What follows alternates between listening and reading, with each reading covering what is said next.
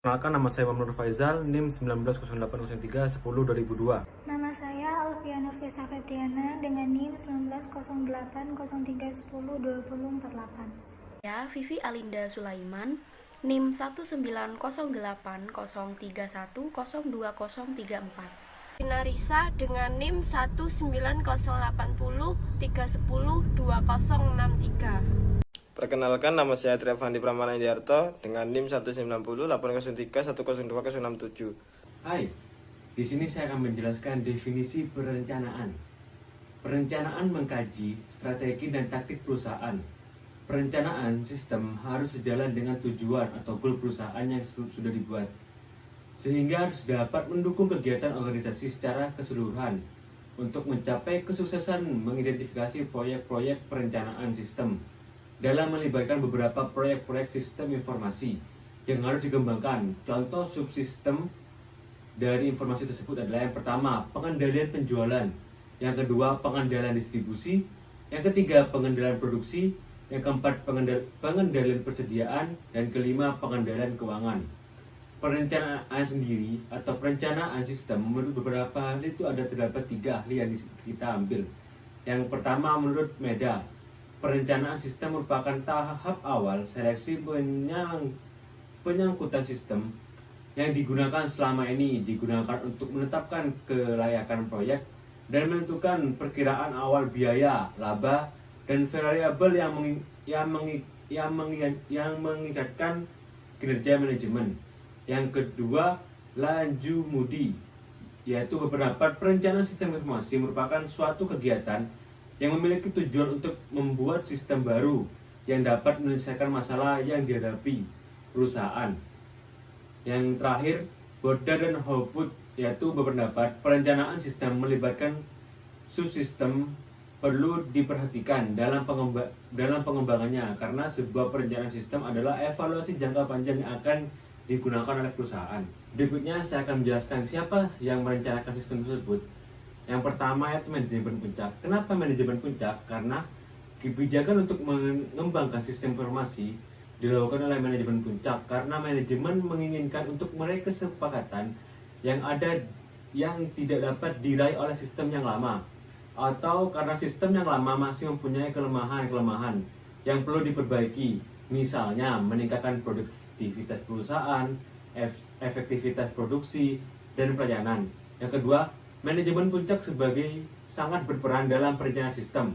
Manajemen puncak sendiri terdiri dari CEO, CFO, dan CEO, dan eksekutif senior perwakilan kelompok usaha yang lain. Yang ketiga, komite yang menghubungkan tujuan bisnis dan sistem informasi untuk mencapai tujuannya. Kebijakan yang tadi dikatakan dilakukan oleh manajemen puncak bertujuan untuk landasan dan dukungan untuk membuat perencanaan, dengan harapan manajemen puncak juga ikut berpartisipasi. Biasanya dibentuk komite penasehat atau advisory komite, atau komite pengarang atau steering komite. Tugas komite sendiri yaitu: yang pertama, mengkoordinasi pelaksanaan proyek sistem, memonitori kemajuan proyek sistem; yang ketiga, menilai kinerja dan fungsi-fungsi sistem yang telah dikembangkan; dan yang keempat, memberikan saran-saran dan petunjuk terhadap proyek sistem. Berikutnya saya akan menjelaskan tujuan tahapan perencanaan, yaitu terdapat ada 5. Yang pertama, mengidentifikasi dan memprioritaskan, yaitu sistem informasi apa yang akan dikembangkan, sasaran yang ingin dicapai itu seperti apa, jangka waktu pelaksanaan, mempertimbangkan dana yang tersedia, dan siapa yang akan melaksanakannya. Yang kedua, merencanakan proyek-proyek sistem yang dilakukan oleh staf perencana. Yang ketiga, menentukan proyek siapa yang akan dikembangkan atau dilakukan oleh komite pengarah. Yang terakhir, menentukan proyek sistem yang dikembangkan oleh analisis sistem. Tadi kita sudah membahas 5 hal yang berkaitan mengidentifikasi dan memprioritaskan, yaitu yang berkaitan dengan sistem informasi apa yang dikembangkan, sasaran yang ingin dicapai, jangka waktu, mempertimbangkan dana, dan siapa yang melaksanakannya. Itu berkaitan dengan fungsi dari perencanaan, yaitu sebuah proses diambilnya keputusan berhubungan dengan hasil yang diinginkan dengan menggunakan sumber daya dan membentukkan sebuah sistem komunikasi yang sangat mungkin adanya pelaporan dan pengendalian hasil akhir, yang juga perbandingan hasil-hasil itu dengan rencana yang sudah dibuat. Tujuan perencanaan sistem dari perencanaan sistem informasi adalah menyelaraskan perencanaan sistem informasi dengan perencanaan bisnis. Dengan tujuan perencanaan sistem adalah mengidentifikasi masalah yang ditangani dengan segera maupun masa yang datang sehingga dapat mengurangi ketidakpastian sehingga meningkatkan ekonomi dalam kegiatan operasional, memusatkan pada tujuan dan menyediakan sasaran pengendalian operasi. Berikutnya kita akan bahas faktor-faktor apa sih yang mempengaruhi perencanaan sistem. Menurut Corpus 2004, perencanaan sistem atau planning system dibedakan menjadi 4 faktor, yaitu struktur, kebijakan, sumber daya, mekanisme, dukungan. Dan namun menurut Bohnard dan Homework menyatakan kunci dari sebuah strategi perencanaan sistem itu meliputi yang pertama, sebuah penyataan secara keseluruhan berkaitan dengan faktor kunci keberhasilan perusahaan. Yang kedua, mendeskripsikan dari sistem dalam perusahaan yang diperlukan dalam upaya melakukan perencanaan sistem. Yang ketiga, sebuah penyataan yang menunjukkan bahwa bidang prioritaskan harus diberikan prioritas tinggi berkaitan dengan dana ataupun yang lainnya. Yang keempat, garis besar sumber daya yang dibutuhkan termasuk biaya, personil, dan peralatan yang dibutuhkan. Yang terakhir, tertafsirnya jadwal untuk mengembangkan sistem mekanisme tersebut. Apa sih manfaat dari perencanaan sistem itu? Yang pertama, sebuah bentuk perencanaan bisa membuat pelaksanaan tugas dari sebuah divisi menjadi lebih tepat dan aktivitas setiap unit akan terorganisasi dengan baik menuju arah yang sama. Yang kedua, sebuah perencanaan yang disusun dan penelitian yang akurat akan menghindarkan adanya kesalahan yang bisa terjadi. Berikutnya, yang ketiga, suatu perencanaan mencakup standar atau batasan tindakan dan biaya akan menjadikan mudah pelaksanaan melalui pengawasan. Yang terakhir, perencanaan dapat digunakan sebagai pedoman untuk melakukan aktivitas sehingga aparat pelaksana memiliki irama atau gerakan dan pandangan yang sama untuk mencapai tujuan perusahaan. Proses perencanaan sistem. Jadi, proses perencanaan sistem ini dapat dikelompokkan menjadi 3 proses utama, yaitu 1. Merencanakan proyek sistem yang dilakukan oleh staf perencanaan. Kedua, menentukan proyek sistem yang akan dikembangkan oleh komite pengarah. Dan yang ketiga, mendefinisikan proyek sistem yang akan dikembangkan oleh analisis sistem. Jadi, yang pertama, merencanakan proyek sistem yang dilakukan oleh staf perencanaan. Proses perencanaan sistem ini bertujuan untuk merencanakan proyek-proyek sistem yang akan dikembangkan nantinya. Hasil dari proses ini pun akan ada laporan perencanaan sistem yang dapat berupa perencanaan sistem jangka panjang maupun jangka pendek. Nah, yang kedua, menentukan proyek sistem yang akan dikembangkan oleh komite pengarah. Setelah perencanaan sistem jangka panjang yang disetujui oleh manajemen, maka komite pengarah harus mempersiapkan proyek-proyek sistem yang akan dikembangkan terlebih dahulu sesuai dengan prioritasnya. Nah, persiapan ini meliputi penunjukan tim analisis yang akan menganalisis kelayakan dari proyek dan disusul dengan mengumumkan proyek pengembangan sistem kepada semua pemakai sistem di perusahaan. Dan yang ketiga, setelah suatu proyek sistem prioritas ditentukan dan analisis sistem telah ditunjuk, maka tahap perencanaan sistem berikutnya ialah mendefinisikan proyek-proyek sistem yang akan dikembangkan. Mendefinisikan proyek-proyek sistem ini berarti melakukan suatu studi untuk mencari alternatif-alternatif terbaik yang paling layak untuk dikembangkan. Hasil dari studi ini pun nantinya akan diminta persetujuan kepada manajemen dalam bentuk laporan usulan proyek sistem yang akan dikembangkan. Yang akan melakukan tahap ini adalah tim analisis. Terima kasih. Tahapan proses perencanaan sistem. Tahap pertama, merencanakan proyek-proyek sistem. Menetapkan 1. Tujuan, strategi, dan taktik perusahaan. Organisasi bisnis bertujuan mendapatkan laba, maka perencanaan sistem organisasi harus mendukung untuk meningkatkan laba. Berbeda dengan organisasi sosial, untuk mencapai tujuan, perusahaan merencanakan strategi dan taktik. Yang kedua, klasifikasi proyek. Contohnya, sistem informasi pengendalian dan pengawasan, sistem informasi distribusi, dan sistem informasi produksi. Yang ketiga, sasaran proyek sistem. Apa yang ingin diperoleh oleh proyek sistem? Contohnya, sistem informasi pengendalian dan pemasaran. Sasarannya memberi pelayanan order kepada pelanggan lebih baik dan meningkatkan pangsa pasar. Serta sistem informasi pengendalian distribusi, sasarannya seperti mengoptimalkan jalur distribusi sehingga dapat mengurangi biaya distribusi. Yang keempat, ada kendala proyek sistem seperti batasan dana, batasan waktu, batasan struktur organisasi. Yang kelima, menetapkan prioritas proyek sistem. Contohnya, alasan menentukan prioritas seperti kebutuhan mendesak dan penghematan biaya. Yang keenam, membuat laporan perencanaan sistem. Yang ketujuh, meminta persetujuan manajemen. Tahapan kedua, mempersiapkan proyek-proyek sistem yang akan dikembangkan. Menentukan proyek-proyek sistem yang akan dikembangkan yang dilakukan oleh komite pengarah. Yang pertama, menunjuk tim analisis. Yang kedua, mengumumkan proyek pengembangan sistem. Tahap ketiga, mendefinisikan proyek-proyek dikembangkan. Yang pertama, melakukan studi kelayakan untuk menentukan kemungkinan apakah pengembangan siap dilaksanakan atau dihentikan. Langkahnya seperti mencari fakta dan sistem yang sudah ada. Teknik pengumpulan data seperti wawancara, observasi, kuesioner, dan sampling seperti melihat sebagian dari seluruh sistem. Yang kedua, menilai kelayakan proyek sistem. Seperti nilai sistem dapat diukur dengan TELOS atau Feasibility Factors dan PDM Strategi Factors. Yang kedua, ada analisis biaya. Di sini saya akan menjelaskan tentang analisa kelayakan sistem. Nah, nilai sistem dapat diukur dengan TELOS, Feasibility Factor, dan PDM, Strategi Factor. Dan juga ada analisis biaya.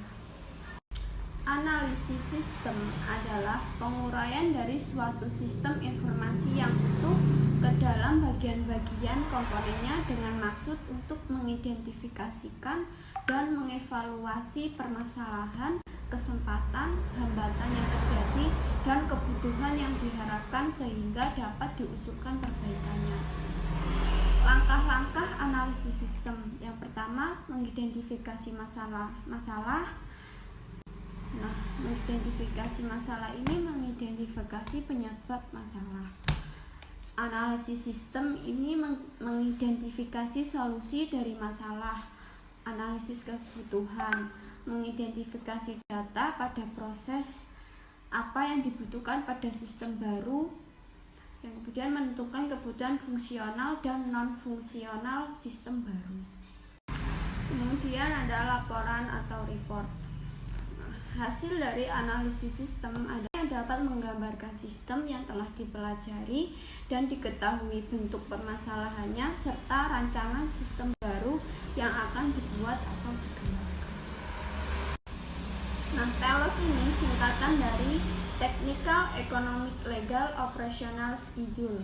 Nah, technical ini adalah sistem yang dapat diusulkan dan diimplementasikan menggunakan teknologi yang ada atau jika teknologi baru dibutuhkan. Ekonomi ini dana tersedia untuk mendukung biaya yang diestimasikan dari sistem yang diusulkan. Legal. Nah, legal ini jika sistem yang dibuat ada masalah, maka kemampuan perusahaan dapat melepaskan kewajiban hukumnya. Operasional ini prosedur yang ada dan kemampuan personal cukup untuk mengoperasikan sistem yang diusulkan atau perlu adanya tambahan prosedur dan kemampuan. Selanjutnya schedule. Schedule ini sistem yang diusulkan harus beroperasi. Semakin tinggi nilai faktor kelayakan TELOS, semakin besar pula peluang untuk suatu sistem dapat mencapai kesuksesan. Kemudian PDM. PDM ini singkatan dari Productivity Differentiation Management.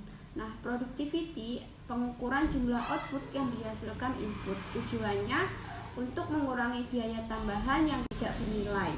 Dapat pula diukur dari rasio seperti total biaya buruh per minggu dibagi dengan jumlah unit yang dihasilkan selama seminggu, atau jumlah input bahan dasar selama seminggu dibagi dengan jumlah bahan jadi yang dihasilkan selama seminggu.